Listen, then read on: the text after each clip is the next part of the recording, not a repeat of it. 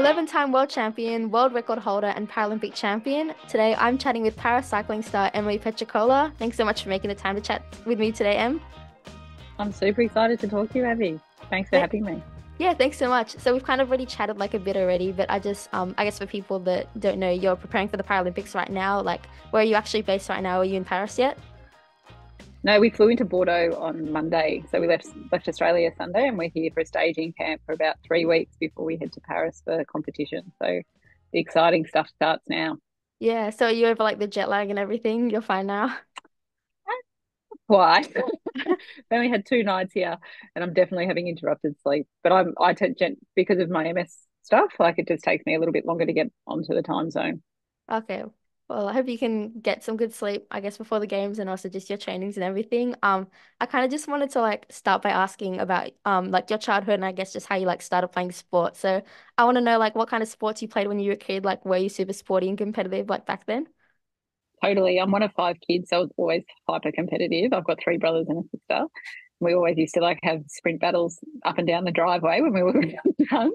And sort of from there, I guess I played netball a lot when I was sort of primary age to middle school. And then I found rowing when I was in year 8 at Loretto in Melbourne. And from there, like really had a big love affair with that sport for a long time and continued until I was about just before I was 21. I retired from that just through injury, but always maintained a really high level of fitness until I got sick. And then, yeah, at 27 was diagnosed with MS and couldn't do anything. So came to cycling really late in life.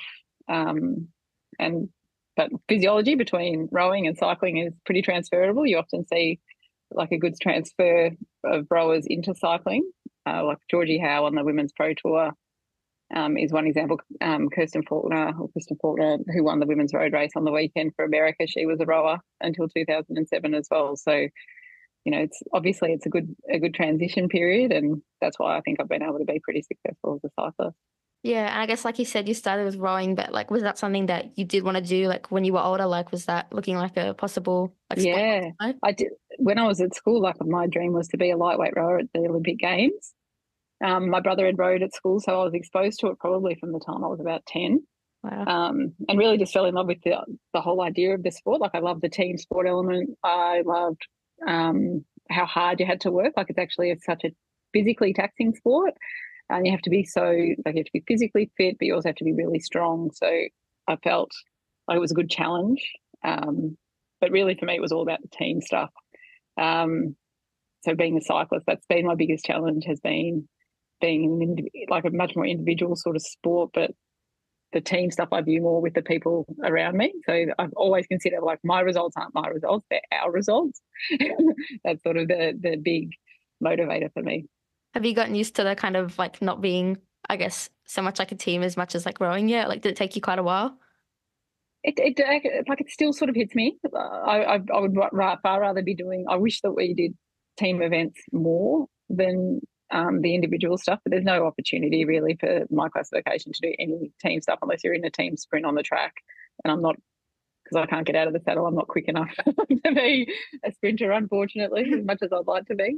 Um, but like, you get used to it to a degree, but I do miss it still. Like, and that's why like I look for team opportunities in terms of like when we're in these environments. Like I really love being around teammates and stuff and trying to G each other up in training and whatever. Um, but in competition, I've become used to just doing it all on my own in competition to a degree. But you've still got your coach, like in the track, you've still got your coach standing on the line. So you see someone every lap and you know that like it's not just you out there.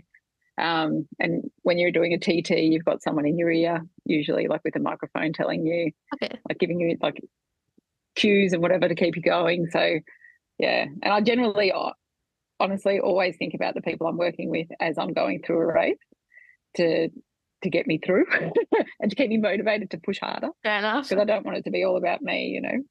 Yeah, I guess it is still kind of a team, even though it's not, I guess, literally like a team Yeah, sport.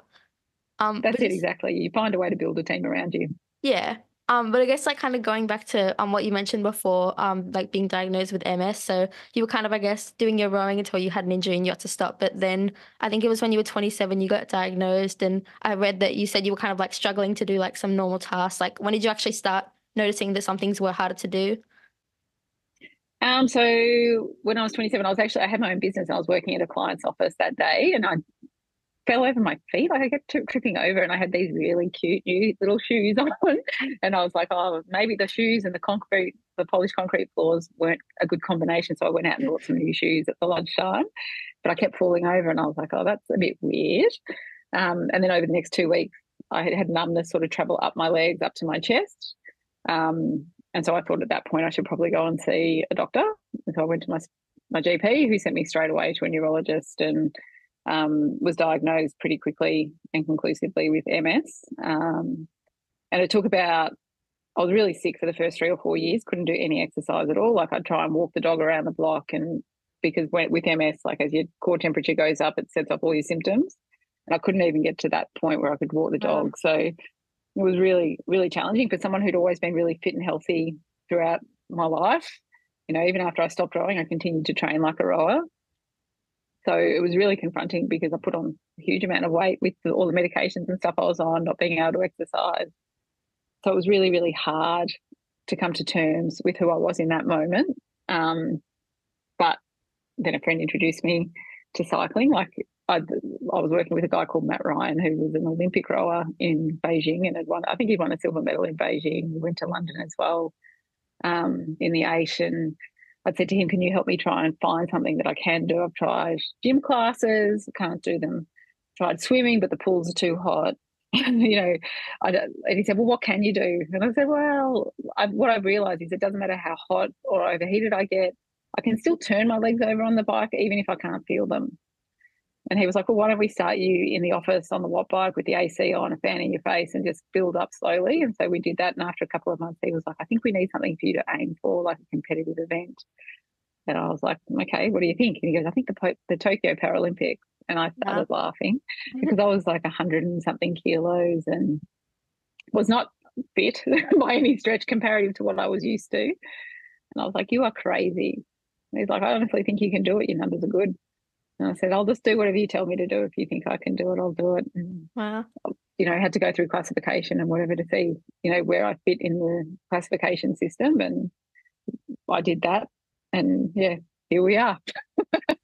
So I guess like you said, like the first kind of 3 or 4 years were hard and then you got into cycling, but like you said, you were still like, I guess weighing a lot more than you were kind of like used to and still trying to kind of like figure out like how to navigate like life with MS. Like how was it like kind of Yeah. just trying to navigate those first kind of 4 or 5 years? Oh, it was awful. Like the first 4 or 5 years were really tough. But I think as well, you don't realize, and I was seriously depressed. I realize now, like you don't realize it when you're in it. I think a lot of the time you don't recognize, that like you're just trying to survive. So you're just Yeah. putting one foot in front of the other. I spent probably the first 2 or 3 years pretending like everything was totally fine when it clearly wasn't. Like all I was doing was getting up, going to work, coming home, going to bed again, and just trying to get through between hospital visits, really, because ended up in and out of hospital probably every 3 or 4 months on high doses of steroids, just trying to maintain some level of functionality. And then after a couple of years, I gave up my business because it was just all too hard. I just didn't have the energy or the capability to do it anymore. So everything I'd had before was pretty much gone. And I had to reestablish who I was in this new identity and this new version of myself, you know. So it was really, really challenging. But I'm really lucky that I'm surrounded by amazing people who help you really stay true to who you are and remind you that even though all of these things are changing, it'll be okay. Like just back yourself in and just keep moving. Like I think that's the key, is like the biggest learning that I've had through this whole experience of having MS is that it doesn't matter how low you go, you'll always come back up, you know. Yeah. So it was kind of just, was it like certain people that kind of helped you to get through like that time and just remembering that like as well? Like was that the Yeah. people got you through it? Yeah, absolutely. I think it's really hard, like being diagnosed with a degenerative disease that you don't know what it's going to look like on any given day. You don't know where you're going to be tomorrow, in a week, in a month, in a year. Like you don't know physically what you're going to be able to do or not able to do. I think that's really challenging, not just for you, but for everyone around you. And so you spend a lot of energy and time trying to make everyone else feel okay without necessarily checking in to see how you're going. So I was really lucky. Like I've got a really close knit unit of people who I say are like outside of my family, these people are my family. And they really held my hand through some of those really low moments and got me through the worst of it. Um, and ironically, like one of my best mates, she's coming over here to watch in Paris. Oh, So that's it feels cool. really special that, yeah, off the back of Tokyo, where everyone wanted to come and couldn't, to finally have like this moment, hopefully a big celebration, irrespective of the result, it'll be a big celebration that from where I started to where I've come. Yeah, definitely. And I guess like with like I guess having like symptoms like with it and stuff like is that stuff you've been able to kind of like get used to like almost and Yeah, you don't ever get used to it because so I moved to secondary progressive MS about 18 months ago, which is where it's just like constant issues now, and it'll just sort of degenerate from here, which sounds so depressing, but actually, like it is just what it is. Like, and it's just my life. So you just get comfortable, I think, with the idea that you have no control over it, and whatever happens, I work with really good people who understand how to help me manage myself as well as I can through any circumstance. So, like, I've been having an MS flare for the last month, which has been really challenging in terms of making sure I'm still completing quality sessions leading into these games, and it's really hard to remain confident when your body's doing these things that it shouldn't be doing at this most important time. But having these awesome people that I'm working with guiding me, I actually do feel fairly confident because I know I've done a really consistent block of training, even though my body's been doing all of this horrible stuff to me. So I think, what you learn is that you become comfortable not being in complete control over everything and just knowing that, you've got to just trust that you've done the work and everything will take care of itself. And at the end of the day, I think about all of the stuff I've been through and, everyone wants to win.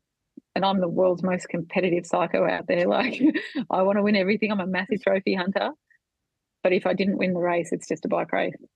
yeah, I guess it is like good like you've like said that you've kind of been able to get used to it like in a way. But I want to Yeah. like ask again kind of what you were saying before about Matt and he said I think I read as well, I was reading like an article and he said that you should aim for the Paralympics and then you were like, no, that's crazy. But I think you also said I read that like your idea of a Paralympian was kind of, maybe someone in like a wheelchair and amputee immediately because I guess there isn't as much visibility of para athletes of all shapes and sizes Correct. like commonly seen. Like, do you think maybe like, how do you think we're actually going now with that? Like, do you think people's maybe mindsets have kind of changed when they think about that? I don't know that they have changed that much, to be honest. And that's one of the reasons why I always think it's so important to do what I'm doing in terms of speaking so honestly about the stuff that goes on with me. It's hard for me, actually. I actually really hate acknowledging all of the things that are wrong with my body because I like to pretend like they don't happen. So I live in denial as much as I possibly can about it. So for me to speak about it's really challenging, but I think it's also really important because the Paralympics is a celebration of people with disability at all ranges, and disability doesn't just come in one particular package. And I think it's really important that people understand more about diseases like MS and cerebral palsy and these things that are, you know, or brain injury, these things that are less physically obvious on the outside, and how challenging that can actually be. And it can be equally challenging, like as challenging as like limb loss. Like there's a different way of living. Yeah. So what do you think is like, I guess the next step to kind of maybe help people, like if there's something to do with, like spreading just more messages like around the times of like the Paralympics or something like that?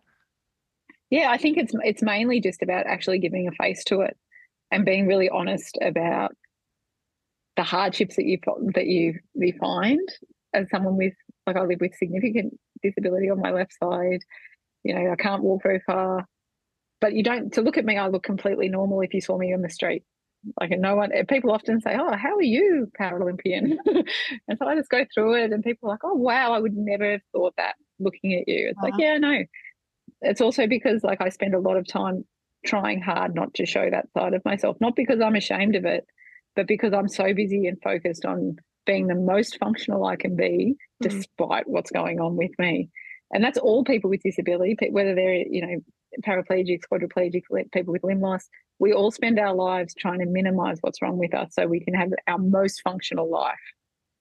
But I think the importance of someone like myself or anyone else with, like, maybe someone with brain injury, people who can speak to that different type of disability. Like the more education you can give people, the better people will be able to understand it and see, you know, what happens for people outside of what you necessarily see on the outside.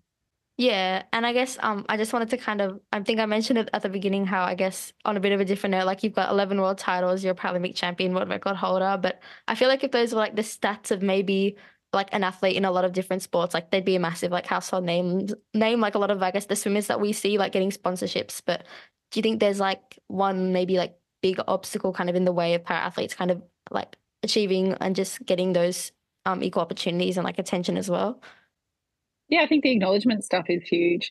I don't think I think that there has been a mindset, not just in Australia, possibly global, around that para athletes don't have to work as hard, or that it's somehow a lesser competition than it is for able-bodied athletes. People don't understand that the expectations of a para athlete are identical to that of an able-bodied athlete, but they just have to do it with bigger challenges. Like most of us come to sport, or the sports that we're being really successful in now, later in life, because for those of us that have acquired a disability, we didn't necessarily have the same opportunities that an able-bodied athlete has had from the time that they were probably talent identified when they were young and put into these special streamed programs. Everything that I've achieved, I've literally had to work my guts out for, Yeah. with minimal support, right? Like, I'm really lucky that the Victorian Institute of Sport are an enormous supporter of para sport and treat us as equally to the able-bodied program, but that is not the case necessarily in all sports and all institutions. So I think that there needs to be a greater awareness, first of all, systemically within the sporting system in Australia, around the value of para athletes and how hard we have to work, and the expectations on us are exactly the same as those of able-bodied people. And that's a big change that needs to happen, I think, at the very top level, for that then to filter down. And I think sponsorship opportunities will come over time. Like, you can feel like there's something changing in the water with that, but I think it's a process, and it'll take a bit of time. And I agree with you. I think that if there was another cyclist, an able-bodied cyclist in Australia that had the sort of credentials that I currently have, everyone would be hearing about them a whole lot more at the moment than they've heard about me. And it doesn't bother me, but I think that the disparity in that is that bothers me. Yeah, I guess it's about changing things so that you can have maybe like that next generation of like Correct. just female and male para athletes coming through, knowing their opportunities like that. 100%. Like, this is one of the things people often ask me, how do you feel, how do you want to leave sport? Like, what is the thing you want to be remembered for when you leave? Like, is it all of these world records, or, how many world championships you've got, or how many Paralympic gold medals? And I'm like, it's none of that, actually. For me, I just want people to feel like I was able to positively influence change in the para space, because I think what para athletes do is so incredible and is not really well understood. So if I can help educate people and show or shine a light a little bit more on para sport, then that's what I'm trying to do. It's not necessarily always in front of a camera here. It'll be me trying to influence people, like, within the system, around what they can be doing more to help sort of the prospects of para athletes moving forward. Yeah, and I think it's great that it's not just you want to like I guess leave the sport like being remembered for winning all of these gold medals, but also just like spreading awareness, which is great.